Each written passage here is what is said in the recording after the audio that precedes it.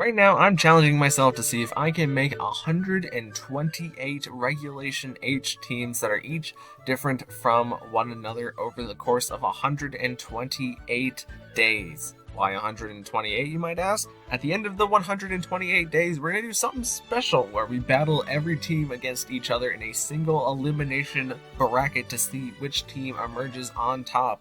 There will be some competitively strong teams, there will be some gimmick teams, and there will be some probably a good number of goofs and gaffs in there, so if you want to follow through to the end, subscribe so that you can keep up with each day. But without further ado, let's move on to day 19. Alright everybody, welcome back to another video, and in today's video, we are going to be going over a Bellibolt team. Now this Bellibolt team ended up comprising of a lot of Pokemon that I never thought that I would put on a Bellibolt team. However, they all work together kind of in different ways, so let's just get into it and maybe you'll understand. Starting off with the Bellibolt, we have the Parabolic Charge, which is our main move for Bellibolt because it gives us a good amount of electric type damage and a really nice amount of healing because we don't want our Bellibolt to be taking off the field, we just want it to do a lot of damage pretty quickly. But we also have the Volt Switch option in case we lead Bellibolt into something that's not favorable for Bellibolt, then we can pivot out of it pretty reliably. And we also have the Soak, so that way we can make Pokemon that previously resisted Bellibolt, such as a Dragon type or a Grass type, into being weak to Bellibolt, which greatly increases our damage, and it also gets rid of their stabs, which is pretty handy. But the main reason that you would run Bellibolt is because of its signature ability Electromorphosis, because every time you get hit by an opposing attack, it will give you a charge effect, which means that it doubles the power of your next electric type attack. So since we're a fairly slow Pokemon with Bellibolt, we can get hit and then go for Parabolic Charge and heal back a lot of our health, or we can get hit and then do a really heavy damage pivoting with Volt Switch.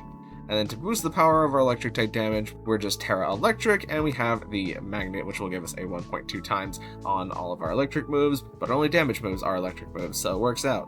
Next up we have Vivillon, and I think Vivillon is a bit of a forgotten Pokemon in the format right now. It's hard to tell if it's not good or if people just aren't using it, but Vivillon is one of the Friend Guard users, and it's the only bug flying type Friend Guard user.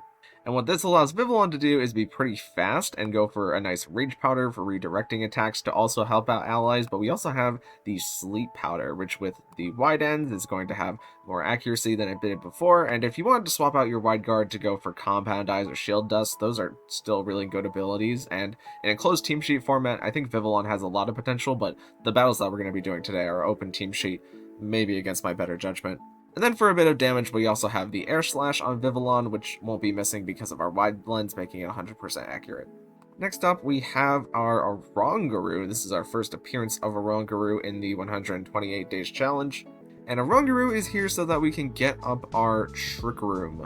Oranguru is a pretty tanky special tank Pokemon, and we also have its signature move, Instruct, which allows it to force the Pokemon that it just targeted to use the move that it used previously. So if we get Bellibolt and Oranguru next to each other, we can Parabolic Charge with Bellibolt, and then we can Instruct with Bellibolt in order to get it to Parabolic Charge again. And with the Telepathy ability, we will not be hurting ourselves with the Parabolic Charge because Parabolic Charge does side target like Earthquake does. And then we just have some useful tools in the Knockoff and the Foul Play for doing some disruption. And we have the Covert Cloak so that we're not getting faked out, and we have the Terra Dark to kind of boost the power of our Dark-type moves, but not really, mostly just to avoid the Prankster taunts. Next up, we have Blood Moon Ursaluna, just a great Trick Room Pokemon overall, but it also synergizes with Bellibolt because we can Parabolic Charge with Bellibolt on the field, since Ursaluna Blood Moon is a ground type and does not care about being hit by electric-type moves. This is a pretty standard Blood Moon Ursaluna set. We have its signature move Blood Moon, which cannot be selected twice in a row, but has a great amount of base power, and we also have the Hyper Voice for good normal type spread damage, and we have the Earth Power for good stab moves for allow us to hit things like Steel types, Rock types. And with our Mind's Eye ability, there's no Ghost type that can avoid being hit by our Blood Moon or our Hyper Voice. So we can use our Terra Normal in combination with Blood Moon to do massive damage, especially under Trick Room where we're probably not going to get hit back. And lastly, we have the safety goggles just to give us a little bit more security around Pokemon like Amoonguss who want to put us to sleep. Next up, we have Toedscruel, who I'm going to admit is not great. It is you should probably be using Amoonguss like 90% of the time. However, we do have a usage case for Toedscruel here, and one of those reasons is because Toedscruel is a ground type, so in the same way that Ursaluna Blood Moon is a ground type, we're not getting hit by our own Parabolic Charge, which is very much preferable. But there's also a good number of Wheezing teams in the format, and while Mycelium Mite is not useful in some scenarios because it gives you negative priority on Spore and all your other status moves, we can actually use the Mycelium Mite to our advantage in some scenarios, because since Bellibolt has Soak, we can use Soak into the grass types, and Toedscruel will always be slower than Bellibolt because it's negative priority, so that way we can Spore that Pokemon too, that we previously could not Spore. And then we also have some good stab moves in the Earth Power and the Giga Drain, and we have Trick Room in case we can't lead a Rongaroo to get our Trick Room up. We can use Trick Room on Toedscruel, which I did not know that Toedscruel got Trick Room, so it's very interesting to see. We're also Terra Water on Toedscruel so that we can resist things like Ice type attacks and Fire type attacks. And we have the Leftovers just to give us a little bulk over time, since we do have the Giga Drain, which means that Toedscruel can be kind of difficult to remove from the field, but Toedscruel is mostly just here to do a little bit of disrupting the Spore. And last but not least, we have Squawkabilly, who I knew that I wanted an Intimidate Pokemon on the team, I just wasn't quite sure who I wanted to pick. And then I thought about Squawkabilly and how we haven't gotten to use Squawkabilly yet, and one of the main characteristics of Squawkabilly is that you have the Final Gambit, which is really nice, so we can use our Choice Scarf Final Gambit in order to take out something that would normally keep us from getting up Trick Room, and then whenever Squawkabilly goes down, that gives us a free swap into one of our Pokemon that deal better in Trick Room, like Bellibolt or Blood Moon Ursaluna. And he also has some good supporting moves in the Fake Tears, which will harshly lower the target special defense by 2, and I think everything on this team is a special attacker, so having the Fake Tears to make it so that we deal double damage into whatever we just Fake Tears is good. And we also have the Taunt for disrupting status moves, and we have the Parting Shot for if we just want to swap Squawkabilly out and get up the Trick Room because we think the Pokemon that we're bringing in will live, we can Parting Shot the opponent and that will decrease their attack and special attack. And we're also Terra Ground on Squawkabilly just in case we want to keep Squawkabilly in and use Parabolic Charge with Bellibolt. We're ground type so that we just don't die, but we can use Squawkabilly as a sec in case we need a little bit of extra health on Bellibolt by just sacrificing Squawkabilly to Bellibolt, which I think is a really funny synergy of this team. But yeah, I hope now you kind of get the concept that we're working with here with the Bellibolt. So let's get into some battles. Alright, so here we have a pretty interesting Murkrow Archaludon setup, but they also have Ceruledge, which is an interesting tech Pokemon on this team, and just good reliable grass types that Bellibolt is not able to do good damage into because they're grass types and they resist electric typing. This team does make me a little nervous, but we let the first turn go out, and I set up Squawkabilly and Toedscruel because I really want to get the Trick Room. And I was half expecting them to lead Rillaboom, since Rillaboom is really good into most of this team, except for like Vivillon. But they also lead Archaludon, and Rillaboom gets up the Grassy Surge and has Grassy Seed. They fake out in Squawkabilly, which is fine, as Archaludon catches the Earth Power from Toedscruel, since we're 120 speed, which means that we're pretty fast and reasonably outspeeding these Pokemon, and that did a good amount of damage. Body Press comes down to Squawkabilly, but Squawkabilly has so much health that it just doesn't really care about that Body Press, even with the defense boost.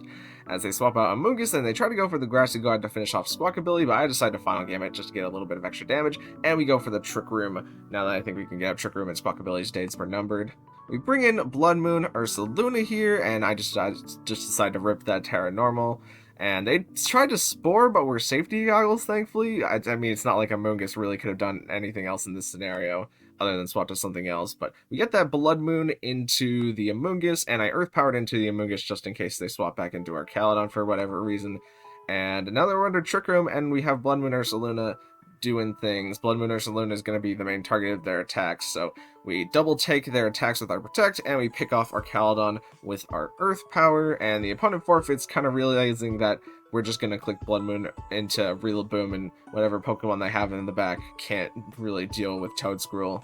So I'm trying to think about what the adjustment for the opponent here in this match is, and I think that they're going to lead Goldango, since Goldango would have been a better start, or Ceruledge, since having the Ghost type damage to kind of work into Squawkabilly would be better.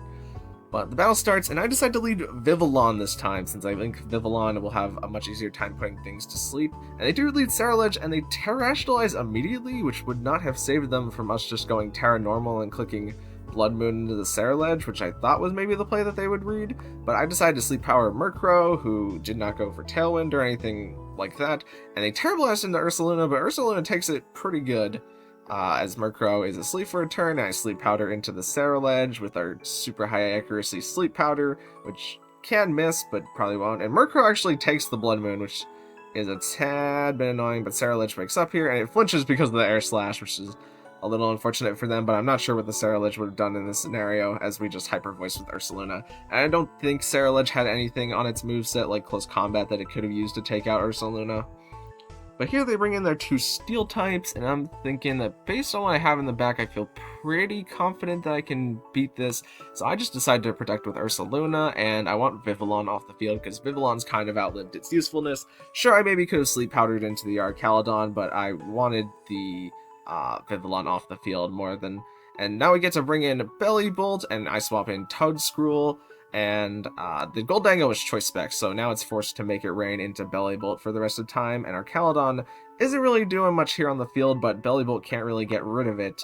Goldango gets the special attack drop, and Bellibolt gets the charge as they body press into Toedscruel, and we soak into the Archaludon, so the Archaludon is now weak to us. Goldango just trying to click that Make It Rain to get good damage, and we haven't attacked Archaludon yet, so it doesn't have a defense boost at all, which means these body presses aren't really doing much damage, and we take the Parabolic Charge, and we heal off the Goldango, and we one-shot the Archaludon, and we get full health off of that, and the opponent kind of realizes that now the battle is over. So yeah, I feel like that was a really good set to kind of show off what the idea of this team is, where we can just go for the Trick Room to get Blood Moon, Ursaluna, or Bellibolt going next to each other, or we can just not set up the Trick Room and have a good amount of disruption so that our special attackers can deal the damage that they need. Alright, here we have Indeedee, Trick Room, and Pelipper Rain, and VGC Cat and Amoonguss. What do we do for Indeedee Trick Room? Because they really shouldn't want us to get up our Trick Room. I think our best option here is to lead Bellibolt and perhaps Vivillon, and then we can do... I think we need Ursaluna and Toedscruel in back, and let's see what happens. They lead Amoonguss and the Indeedee, okay. So they're gonna redirect and then put me to sleep. Because if they want to get up Trick Room, I am fine Volt switching the Indeedee, and I guess I could side Air Slash myself and then just hope that I don't end up ending myself.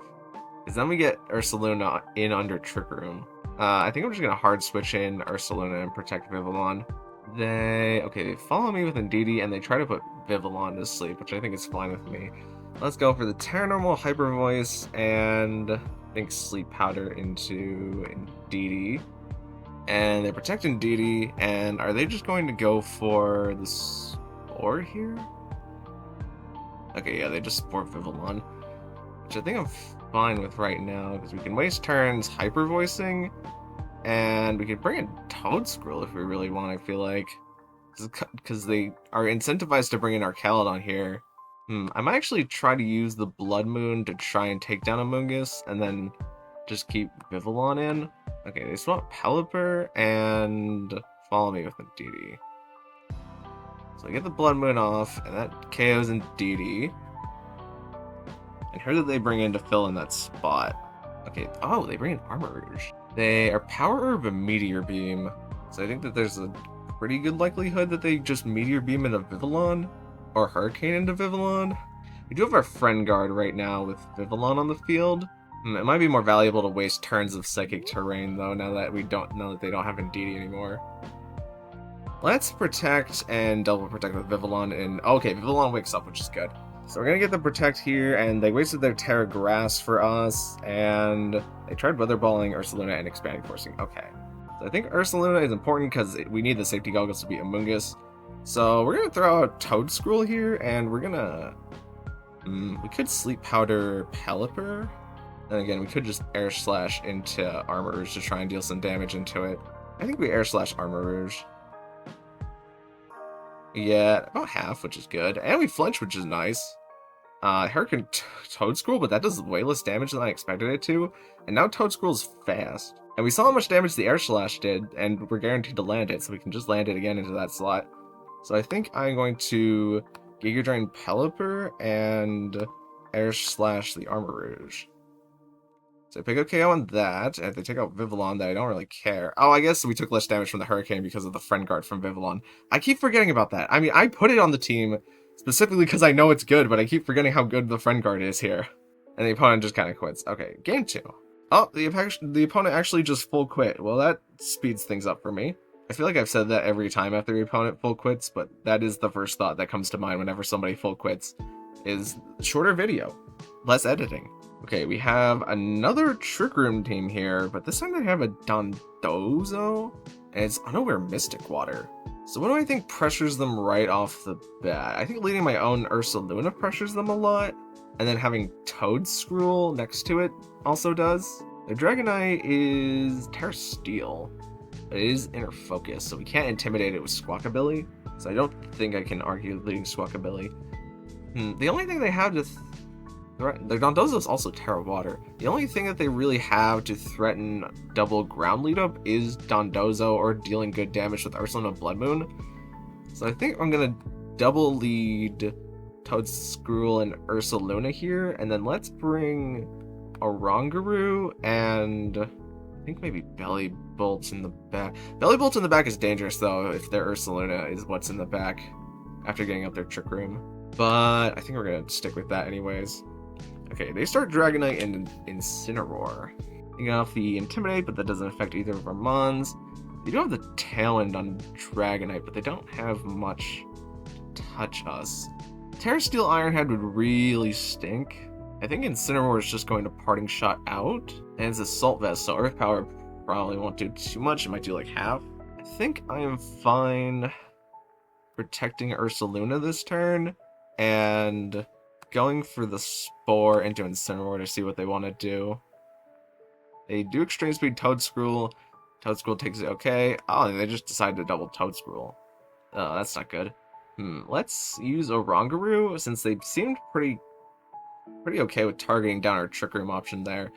And let's go for the Blood Moon into Dragonite. And Incineroar is pretty threatening though. And we can Terra Dark Trick Room. I think we Terra Dark Trick Room. Dragonite sets up Tailwind, and they knock off Ursaluna here, which means we lose our Goggles, but we didn't need the Goggles anyways. Blood Moon takes down Dragonite, and we get a Trick Room. So what do their pieces in the back look like for dealing with Trick Room? Okay, they bring in Indeedee here, but I think I'm fine clicking Hyper Voice, and Indeedee could follow me, and I don't actually know if that redirects the Instruct. I would assume it does, so we should knock off to get good damage into Indeedee and probably KO it. What? So I'm going to Hyper Voice and knock off Indeedee. Knock off into Indeedee. We knock off the Rocky Helmet. They knock off Oranguru, but we're Terra Dark. It gets rid of our Cover Cloak. And they set Light Screen, but I'm okay with that. Now we can Earth Power the Incineroar, and we can Instruct the Earth Power in case it doesn't kill. And okay, we pick up KO into Incineroar as they Dazzling Gleam for, I guess we are a Dark type now, so that is super effective. As they bring in their own Ursaluna, but they're currently under Tailwind. So I think we Hyper Voice, and we kind of need to get rid of their Ursaluna because our Bellibolt isn't going to be able to take it. What is their item? It's Throat Spray. Let's Blood Moon the Indeedee and then knock off the Ursaluna and hope that they're... Okay, they protected, which tells me that they are faster than us outside of Trick Room. So they either have to make a choice that we don't try to get up Trick Room here again, and then Bellibolt can probably deal with Ursaluna as long as Ursaluna doesn't Terrasilize because we can soak it. So I'm going to read into them attacking Oranguru here, and we're going to swap in Bellibolt actually. Okay, they go Terra Normal, and Hyper Voice does that much, and then Hyper Voice back. That's not good because that does that amount of damage. I feel like we would have lived the Hyper Voice with Oranguru, because Oranguru has so much special bulk. I don't know, let's try to live the Hyper Voice with Oranguru, and maybe we'll find out whether or not we do. Nope, okay, we don't, so we kind of made the wrong play there anyways. But now they're Normal type, but we're slower than them, so they can just Hyper Voice. I guess I should have hoped that it was a roll last turn, and known that Oranguru was gonna die. Okay, so my adjustment for this game, since they started Incineroar Dragonite, we lost Toedscruel like immediately. If they're willing to attack into Toedscruel, then I'm fine. I'm fine leading Vivillon and Ursaluna to do damage, and then not. I guess Bellibolt really doesn't help me too much in this matchup. How slow is Bellibolt? Okay, Bellibolt's not slow enough to compete with the Hatterene. I think we bring a Rongaroo and Toedscruel in the back. They lead Incineroar Dragonite again, so they might Tailwind here. But if anything, I don't too much fear the Fake Out this turn, so I'm just gonna Blood Moon into Dragonite. Let's Sleep Powder Incineroar and Blood Moon Dragonite. They Fake Out Ursaluna, and they Extreme Speed Vivillon, and Vivillon takes it pretty okay. We land the Sleep Powder on Incineroar, though, which is nice. So now Incineroar would take a guaranteed sleep turn, and you can just Protect, and I'm pretty okay, honestly, with just ripping our Terra Normal Blood Moon into the Dragonite. You try to Extreme Speed Vivillon to pick it off, but that doesn't happen. We Blood Moon into Dragonite, and that takes it out. But now what do they bring in the back? We can just redirect attacks like pretty much all day with Vivillon. Sleep Powder and DD, and deal Hyper Voice damage. DD's asleep, Incineroar is asleep. And this time it doesn't benefit us to get up Trick Room, because we could just have Toedscruel in the back if they try to beat us with Ursaluna and Blood Moon like they did last time. I think the extra Air Slash damage into an DD here is valuable. And DD does wake up, but it flinches for whatever it was about to do. I guess it was about to Light Screen, perhaps? But we can put this to sleep too with Sleep Powder, so let's just do that and get rid of it, because then we can just win with our mans in the bag. We land the Sleep Powder again. That's the nice part about Wide Lens. Vivillon finally goes down on the 5th turn of the battle after putting everything to sleep, as Earth Power comes down to Incineroar, and our opponent is Terra Normal on the Ursaluna. So we could Trick Room a Toedscruel. However, I think I'm okay with just Giga Draining and Blood Mooning for as much damage as we can get. Okay.